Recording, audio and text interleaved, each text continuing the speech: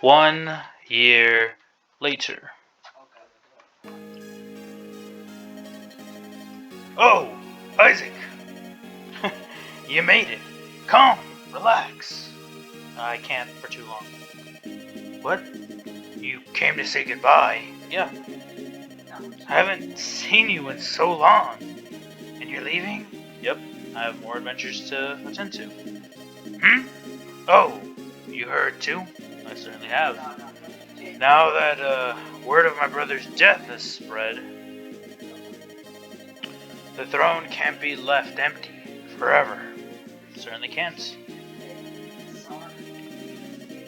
Being the leader of all Lycia doesn't really suit me. Oh, come on, Hector. My brother let me play around for quite a while. If I don't grow up soon, my brother won't be able to rest. Oh, I can see that. The burdens Uther carried as Marquez Ostia. His feelings for the citizenry of Ostia and all of Lycia. I'll succeed him at everything. Easy to say, but I'm sure it's going to be difficult. I believe in you, Hector. Are you leaving? I certainly am. Say, Isaac, do you remember Athos' final words? I do. I sealed Armad's away, like it used to be, but I could still feel its power pulsing inside me. War is coming. Someday, a terrible war. When that day comes, I want you to be there when that day comes. Understood. I want you to guide my children and me. We certainly will. Thank you, Hector. We'll meet again. I'm sure of it. There we go. We say farewell to Hector. And that is the end of Hector's mode for Fire Emblem The Blazing Blade. No, I'm just saying that. Yep, you did. I think it's cold outside for those dogs. So you gotta get Wednesday in from Walmart. Will do. But that was it. That is the end of Fire Emblem The Blazing Blade. There's stories. There is but one more episode, but that is fairly brief. I could go over that in a good probably 10-15 minute video. But I had a lot of fun. Hector's mode was probably a bit more tedious and annoying, just having to gain levels, grind out a couple things, and make sure I KO certain characters or keep certain characters alive for extras and things like that. It did take me some time. But I'm so glad I finished it. I had lots of fun. Thank you to everyone who's enjoyed this series, who kept watching along with it and played along. Good luck to everybody, in all honesty. You guys kind of already know the strategies that I use throughout all of these chapters. That's why I didn't kind of show repeats. I just wanted to show the new ones. But for those who's watching this in the playlist in the future, you're seeing this in the order chronologically. However, of course, release-wise, it would be completely different. But again, thank you all so much for the support. I certainly hope you all enjoyed. I had a lot of fun playing through this. And that'll basically wrap up Fire Emblem The Blazing Blade. I guess we get to hear the fates of all of our heroes. We get to see from Lynch chapter. We start all the way from the beginning. And we see the difference. The turn difference that it happened to be. Yeesh. Court of Badon, Glimpse of Time, there's a new one. Genesis, Four-Fanged Offense. You can tell it took a long time in a lot of these. A lot of these took a lot of work, but fortunately managed to get it done. Oh, that was weird. Some of them appeared twice, so whatever. We got 653 turns, and now we hear the final fate of everybody. Once more. Matthew continued his service as a spy for House Ostia. The memory of his beloved Layla lingers on in his heart. Oh, I certainly wish Matthew well. Oswin, we get to hear what happened of him. Oswin served as a vassal to Marquez Ostia. His was a calm, reasonable voice in Lycia's ruling government. Thank you, Oswin. Sarah. She returned to Ostia. She spent much time tending to her own affairs, but lately she's begun to enjoy her free time. Of course she has. Marcus. Marcus returned to Faerie with Eliwood, and as the head of the Knights of Faerie, dedicated his life to training young squires. Nice. Lowen. Lowen replaced Marcus as the most famed knight in all of Faerie. His endless zeal served Faerie well throughout his life. Lowen participating in a lot of my battles, and Rebecca the Wildflower. She returned home to her father, then pledged service to House Faerie. She has formed a family, and yet still serves Faerie well. I love these little stories, it's so sweet and cute. Dorcas returned to Faerie and used the money he earned to buy medicine for Natalie, his wife. She recovers rapidly. It's good to hear, Dorcas. Bartray. Bartray continued his quest from country to country. Rumors say that he fell in love with his own mortal enemy. You guys have an idea who that is. Guy. Guy continued on his quest to be the finest swordsman in all of Sakhe. His form was so perfected that all called him the Saint of Swords. Nice job, Guy. Urk. Urk returned to Etruria and was asked to succeed the retiring Lord Pent. He refused and devoted his life to the study of magic. Priscilla. Priscilla returned to Etruria's Count Carolyn. Her adopted parents met her not with harsh rebukes, but with tears of joy. Florina. After Lyn abdicated rule of Caelin, Florina returned to Ilia.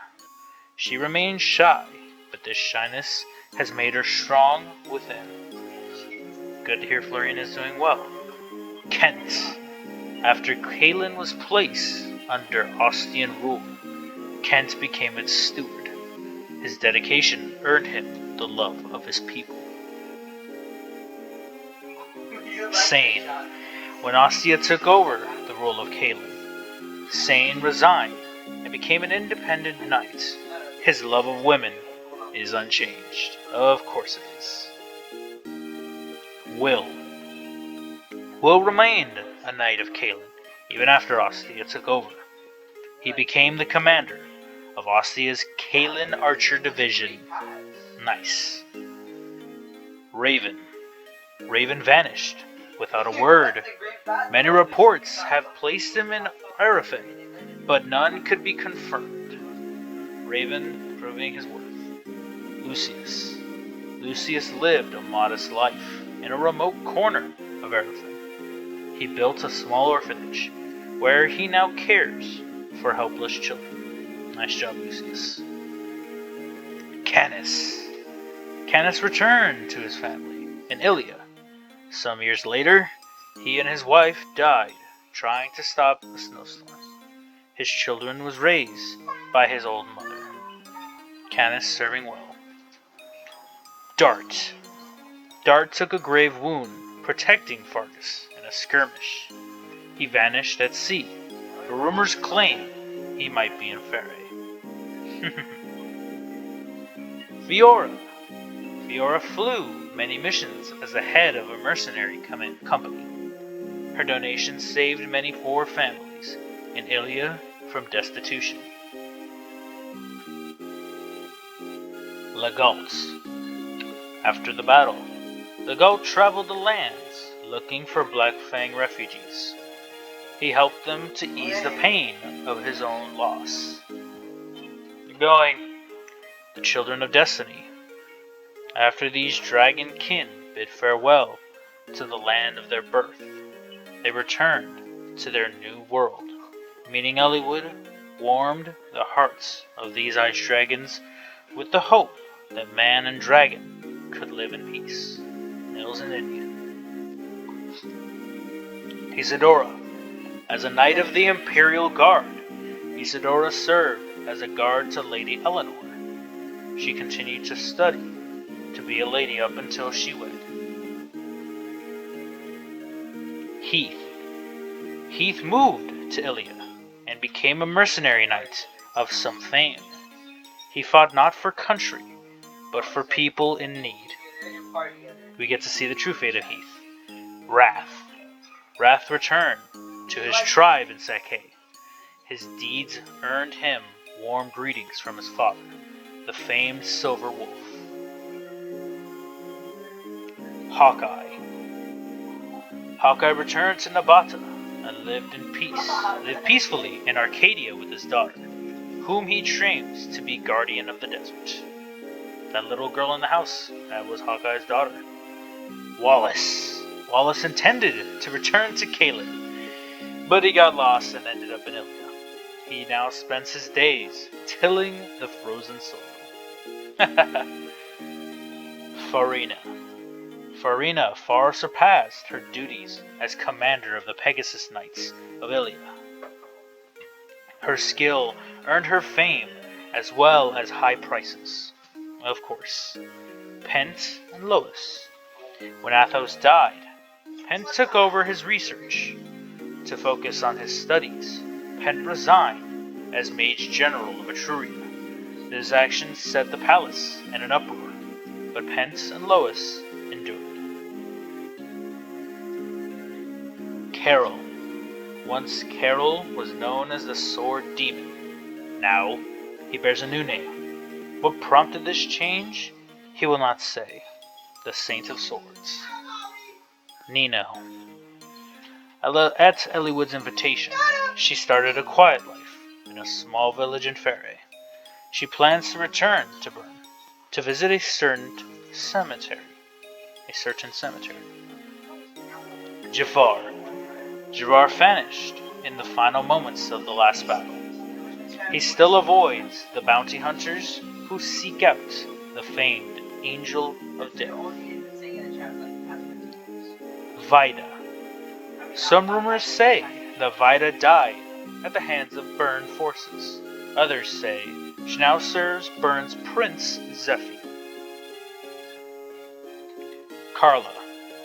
After the conflict, Carla became involved with a warrior she met. She died of an illness several years later. Renault. No one knew the old head. No one knows what became of him. He vanished as though he never existed. Athos. Athos died in a foreign land. Those who saw his face said that he seemed as though he had at last found true peace. Merlinus. Merlinus opened a shop in Austin, but it was forced to close. He plans on reopening, with some aid from Lord Eliwood himself. Lynn. Lynn entrusted Caelin's rule to Ostia and returned to the plains of her birth. She often thinks fondly on the people of Caelin. Eliwood. Eliwood succeeded his father as the Marquess of Fairey. His sincerity and his clear guidance made him his father's equal in all eyes. Hector. Hector returned to Ostia and became her Marquess. His bond of friendship with Eliwood remained eternally strong. Myself, Isaac. The tactician vanished after the final battle. Bern, Lycia, and Etruria all sought those famed skills, but none ever found the tactician. Now we see the final moments. Return to Castle Ostia once more. Thanks for coming, Eliwood. Hector, long time no see. First time since my brother's funeral. 15 years now. And look at us. We've both grown older, haven't we? Uh-huh. Time certainly does speed right by. My father's disappearance, his death, the fight with Nergal. Those fire dragons. The memories are so vivid. It might have happened yesterday. Nergal. What a black heart he was. I've had enough of battles like that. Is that your son over there? I've been wanting to introduce you, but there's been no chance. Roy! Come here. Did you need me something, Father? Say hello to Marquez Ostia. Yes, sir. Pleasure to meet you, Lord Hector. My name is Roy. Roy, is it? Nice to meet you, lad. Well, I guess that means I should introduce my daughter, then. Lelina! What? Are you being shy? You don't have to be nervous. This is your father's old friend, and his son. Hello, Lelina. This is Roy.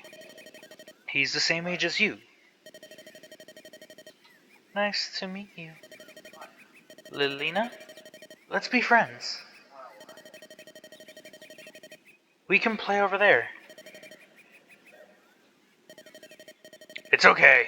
Go on.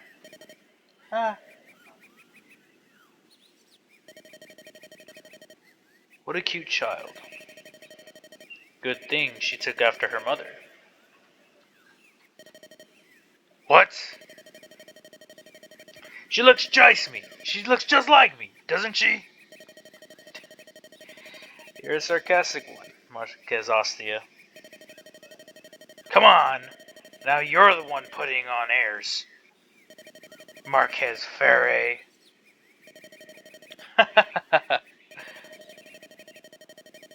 The only thing older about you is your appearance. Don't tell me you still behave like that even now. You're the Marquez. I'm always on top of my duties as Marquez. But when I'm around you, I want to relax, so please.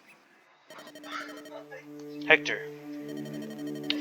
By the way, I heard that the King of Bern died. It was fairly sudden, too. I can't be certain, but according to one of our spies, he was killed in an assassination attempt on Prince Zephiel. The prince?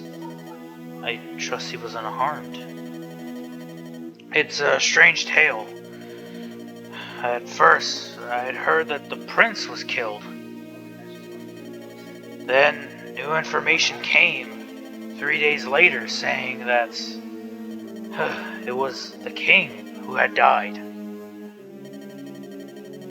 Do you remember Archsage Athos' prediction? Is something happening in Bern? I don't know. Father, can I show Roy my pony? Yes, go ahead. Be careful. Okay.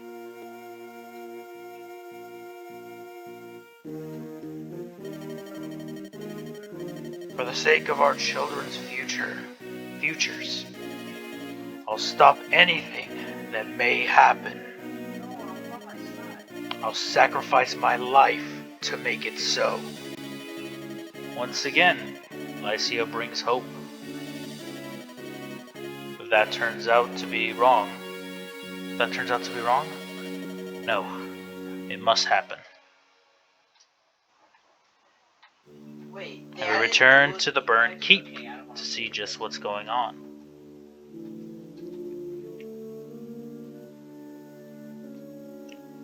For what reason have you awakened a demon dragon? Who are you? Dragon. Sephiel, well, certainly turned for the worst.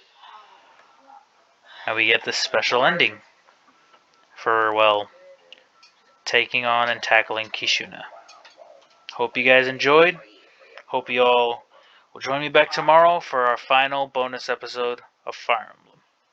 Thank you guys for watching, and I'll see you all next time. Peace out, everybody.